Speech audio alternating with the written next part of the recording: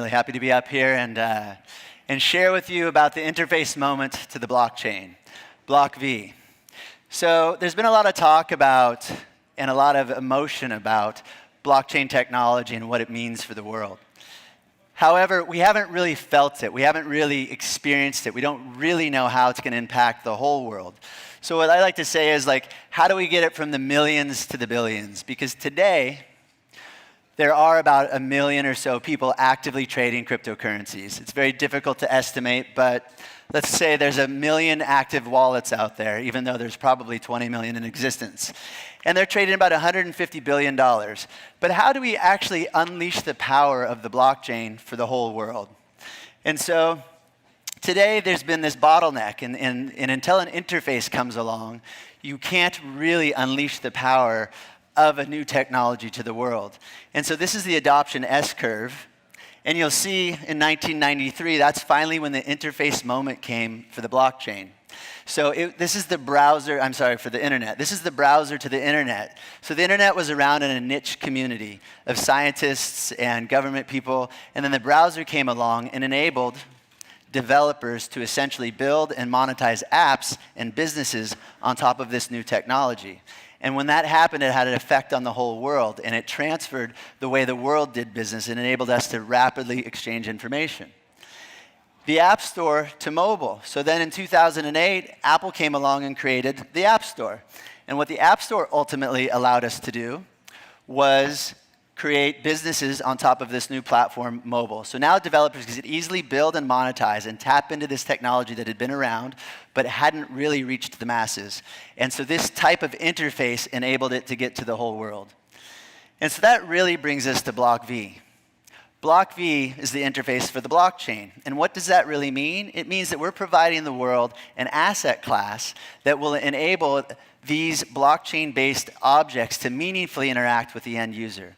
Because today, the majority of the use cases that we see for blockchain is really around the financial institutions, trading currencies, and moving money.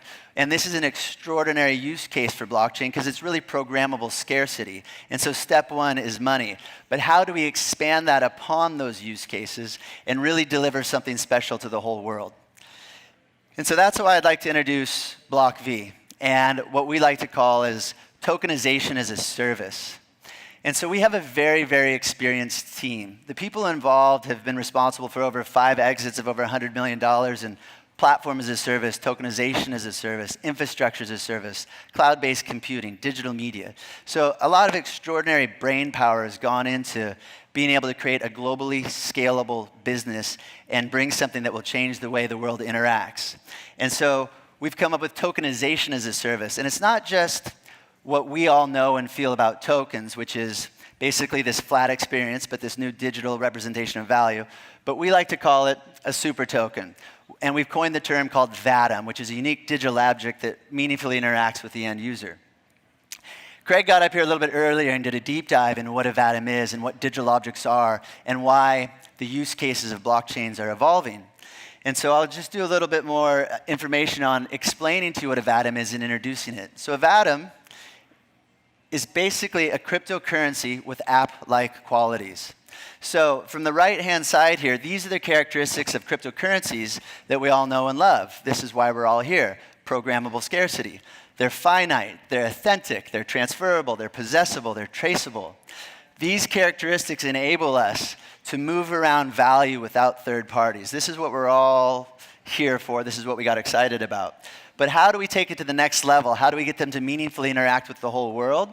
Well, this is what BlockV does. This is why we call it tokenization as a service, because it's not just the straightforward, simple token that everyone today utilizes, but now you can add programmability, combinability, redeemability, network aware, artificial intelligence. Our platform enables developers around the world, provides them the tools, gives them the ability to monetize and distribute this new asset class called a VATM.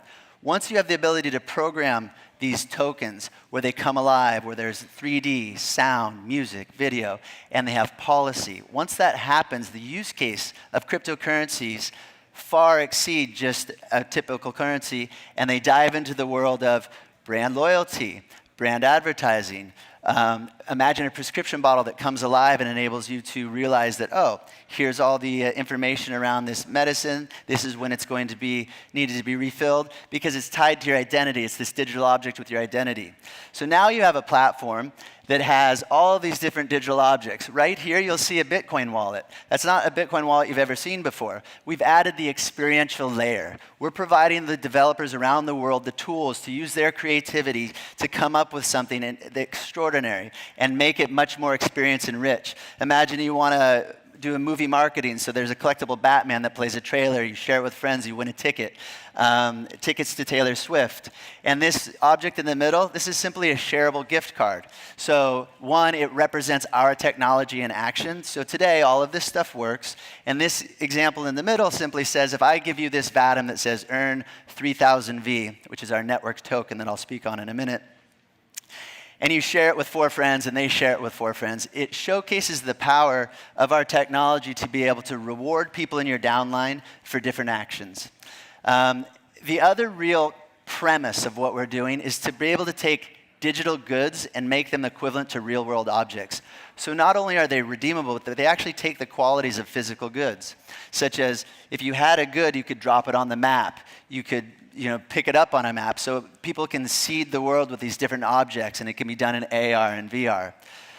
So think about the proliferation of augmented reality. So AR toolkit shipping, the new Apple phone's out, and augmented reality is a really big push. So there'll be developers around the world utilizing this new tool set to create amazing digital objects. I don't know if you've seen the Apple commercial yet, but there's this T-Rex running through.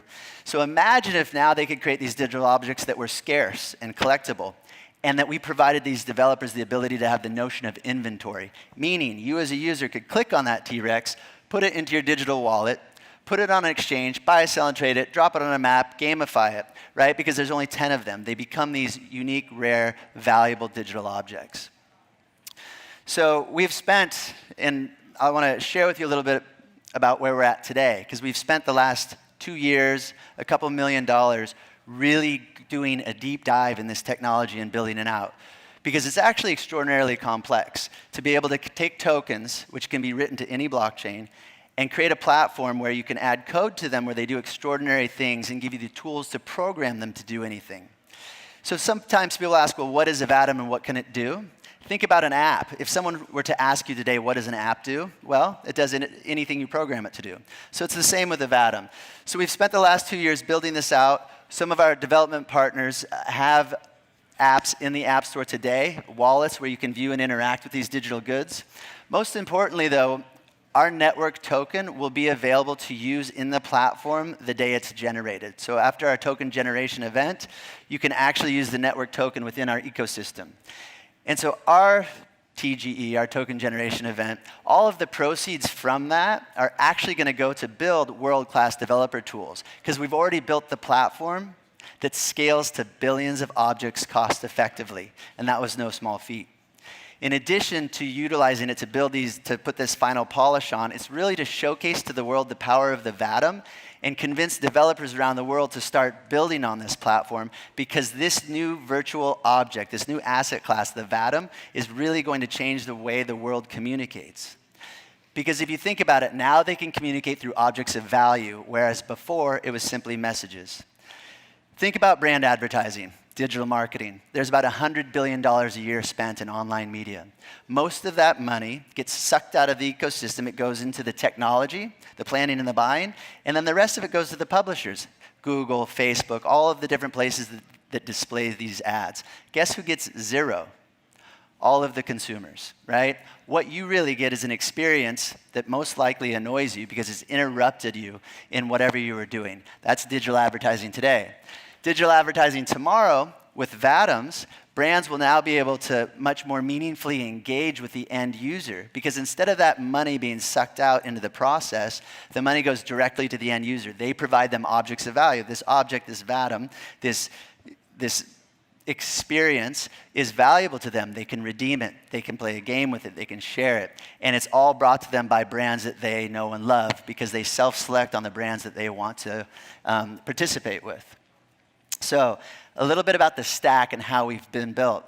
We have the ability to make these tokens to be written to any blockchain. So on the bottom, you've got Bitcoin, Ethereum, EOS, and all the other blockchains to come. We're very bullish on EOS as well. When they fulfill their promise of instant and free transactions, it makes writing to blockchains much more sensible, because today, it takes a little bit of time, costs a little bit of money.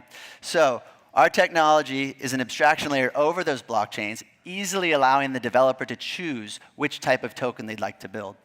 And then we have the nucleus, the real brain of this virtual good. The registry, it's like a GoDaddy, allows you to register all of the different templates, SDKs, APIs, exchanges. So we're building the full stack so the whole world can meaningfully interact with this new type of digital object.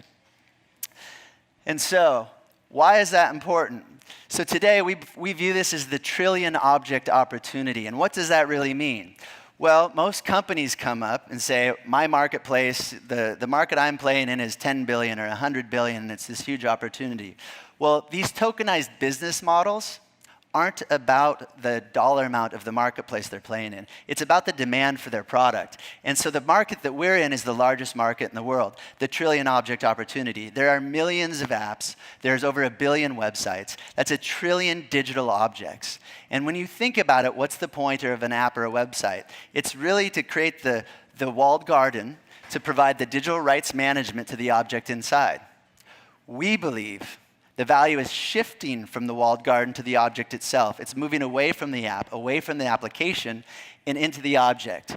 Because think about an app like a Starbucks app or any type of loyalty app. You don't care about the app. You care about the coffee. So if you could actually just get that digital object inside, and if that digital object was interoperable with all other objects out there, in-game goods, other brands' goods, any type of good you could imagine, because you can put it on a marketplace, buy, sell, and trade it, then that is the trillion object opportunity, because all of these developers that build these objects will have the ability to interact and be part of utilize our technology to give them that sense of that sense of interoperability and scarcity and ownership of their objects without the walled garden.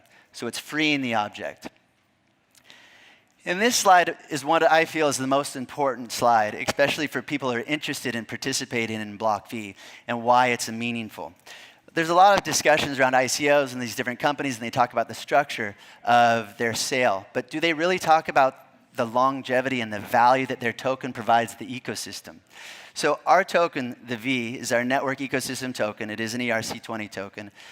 But most importantly, the reason it's going to have value is because throughout the ecosystem, it's utilized. So developers, in order to access the system, to build a VATM, to publish the VATM, to distribute the VATM, and to pay for the long-running processes, you're going to have V.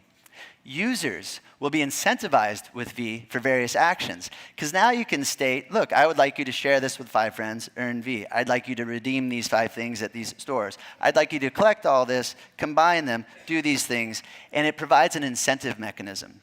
And then lastly, our version of miners is what we call cyclers. And this is a distributed compute notion. And this enables us to have our network token, the V, work from start to finish. So cyclers actually confirm all of the VATM transactions. So they are a group of essentially miners out there that are paid to confirm the various transactions required to move, transfer, and pay for the long-running processes of VATMs.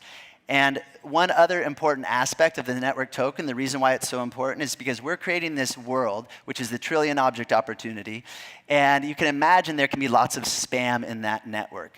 And so the other use of the V is if the publishers don't want to pay for the long-running process, if they're not going to pay that 1 or 2 cents a year for this object to work, and the user isn't going to pay for it either, then it will become inert and it will be eliminated from the system until someone pays for it, which is very important to eliminate all the spam on the network.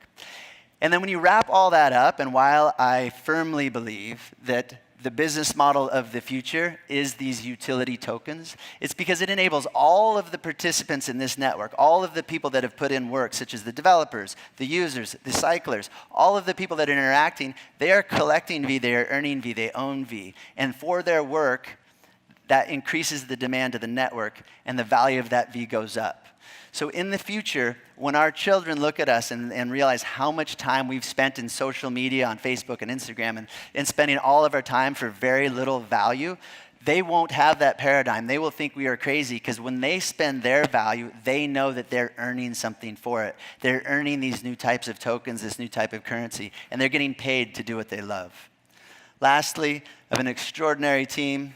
I know my time's up, but I do want to highlight a few of the major accomplishments of the team and the advisors and BlockV TGE on October 12th. The pre-sale just started.